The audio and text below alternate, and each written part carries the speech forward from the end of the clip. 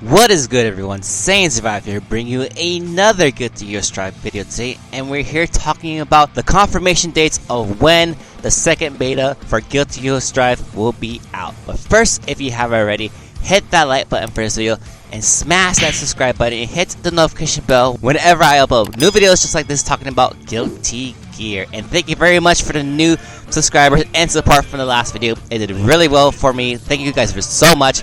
Now let's get to it. Now on Arc System Works official Twitter account, we got a tweet from them with details coming out with the open beta test number 2, details which has been announced, which will be available for PlayStation 4 and PlayStation 5, and they give us all the details what will happen in this beta. The dates for the open beta will be from May 13th, 2021, 8 p.m. to May 16th, 2021 at 7:59 a.m. West Coast Pacific Standard Time, as in other parts in the world, which will start at May 14th, 2021, 4 a.m. till May 16th, 2021, 3:59 p.m. I'm assuming that European time zone. I'm thinking that's London. Now, downloads for the second open beta test client will be available to download on May 7th, 10 a.m. on West Coast time from the PlayStation Store. But if you downloaded the beta for the first time and you did not delete it, you'll be able to use that for the second beta as well. So if you still have it, do not delete it if you have not already. Obviously, the platforms for the open beta will be between PS4 and PS5, which includes crossplay, so PC players who will not be able to get your hands on the beta.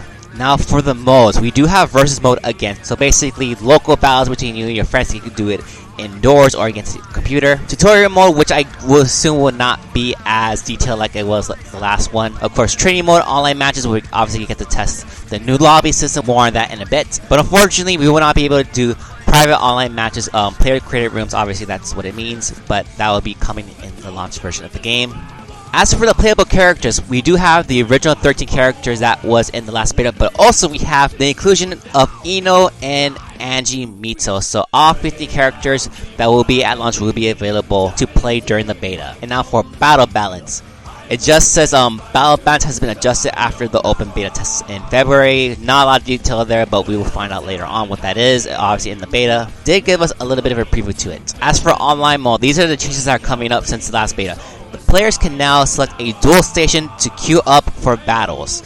As you can see in the picture right here, after selecting a station, the player enters into a standby mode and waits for an opponent. So basically similar to previous Guilty Gear titles with the arcade system, which probably should have been in the game since the beginning, but Arc System Works wanted to do something new. But it did take them a while to do this, but we got it now. A rematch function has been added. Thank you for everyone for complaining about it. It could have been really bad if we did not have a rematch option for this game. In the ring tower, you can rematch up to 3 times, so I'm assuming this is a first to 2 in that aspect, or either until a player's recommended floor has been changed. In the open park, you can rematch as many times as both players agree, and other features of the lobby has also been improved. Obviously, that includes the menu that took out literally almost half the screen. Now that is collapsible, so you don't have to worry about that taking as much space. And now for the battle balance adjustments.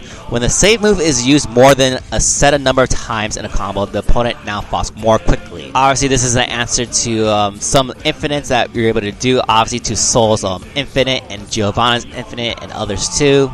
Error actions in general have been adjusted. So this is an answer to improving anti-errors and for people complaining that jumps were too strong in the game. This has been adjusted to vary for each character. Using aerial attacks, double jumps, and air dashes now causes recovery on landing.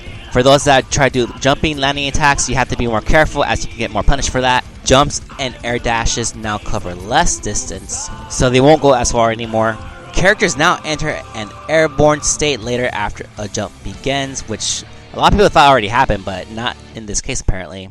The command normal forward P, also known as 6P for the rest of the community, has been adjusted to work as an anti-air attack. So 6P can be very viable now in this version of the game. Adjustments vary for each character. So for the soulmates that has been complaining that 6P doesn't work as an anti-air anymore, you don't have to worry about that anymore. So now you have 2 options if they did not nerf 5K. The hitbox has been expanded upwards and the hurtbox has been reduced.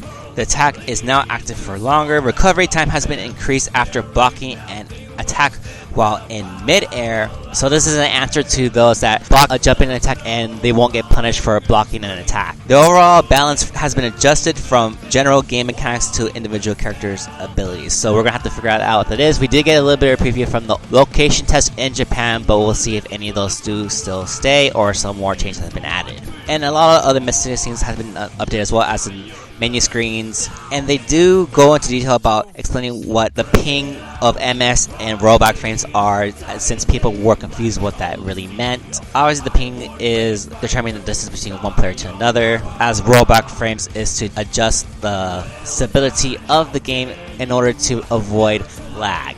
And for one last thing that was not covered in this is that we will finally have our first look of the English dub for Guilty Gear Strive, so look out for that, as we're going to get our first preview to the voices of Sol, Kai, and the rest of the Guilty Gear Strive cast. Now obviously I am super excited for this, as you know this is a Guilty Gear channel, and also I'm trying to expand this to other fighting games too, but this is mostly focused on Guilty Gear right now.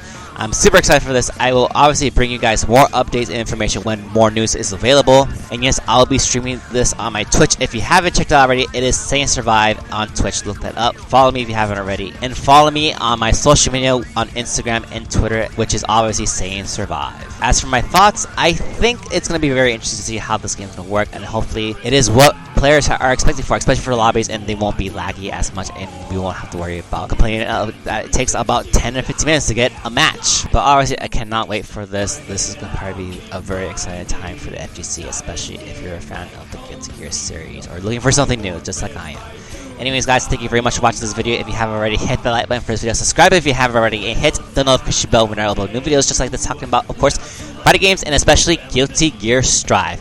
This is Saiyan Survive, signing out. I'll see you guys later, catch you in the next video. Bye.